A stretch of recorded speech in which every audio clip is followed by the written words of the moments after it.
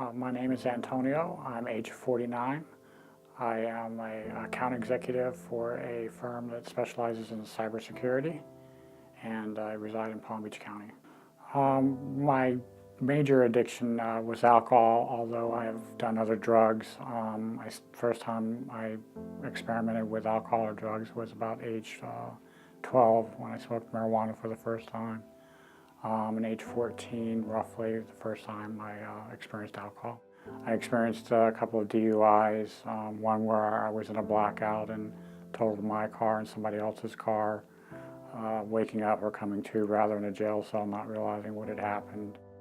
I had quit doing all drugs except for alcohol, and then in October of 2012, I came to, and I was in a hospital bed, strapped in actually with IV, blood all over my shirt, and my significant other at the time trying to calm me down because they were getting ready to Baker Act me.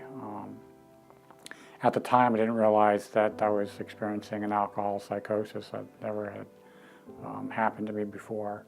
And what I saw was my blood alcohol content was 3.45. And that's, if you look that up, that's near comatose, near death. So once I had come to the realization that that I was truly an alcoholic and did not know where really to turn to, my job and what I do is part of it is internet research. So I specialize in that, and that was the first thing I did was go on the internet and start doing some research, and became pretty overwhelmed with the amount of information that was out there, and maybe say misinformation in some instances. I did find a treatment center locally that was subsidized by the state, and when I arrived for my assessment, it was a beautiful foyer. They had nice furniture, everything was nicely done, and music playing in the background. And I got my assessment done, and I thought I was in the right spot, and they ended up accepting me. And when I actually was admitted 2 or 3 days later, taken back to the actual residential part, I immediately questioned what I had done. The facility itself was considered a lockdown facility. As a matter of fact, I was the only voluntary person in this residential treatment of about 40 men.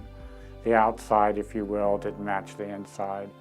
And part of that, I think, was the reason why I ended up actually leaving early. But what I did do was listen to the counselor who said, as soon as you get out, you need to get a support group going. And I found a 12-step program and did the things that they asked me to do, and I credit part of that to why I'm still sober today.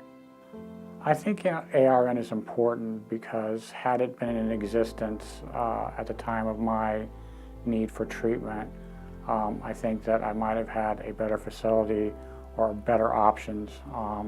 The fact that they would take the time to vet not only the treatment center, but have an understanding of my particular needs and to be able to match that. The focus I found on a lot of the treatment centers were more along the lines of how much money can I get out of you, rather than truly if I was a fit for that particular treatment center. There isn't a one-size-fits-all program. The benefit, I believe, of ARN is their ability to match my needs to a particular treatment center. My advice to the person out there who is still suffering from untreated addiction is to try to seek help as quickly as possible. There are resources out there today that can help you understand the underlying issues of your addiction, give you the proper program to allow you to work through those issues, and then also too, with follow-up, allow you an opportunity to maintain your sobriety. I believe that a resource like ARN would meet those needs.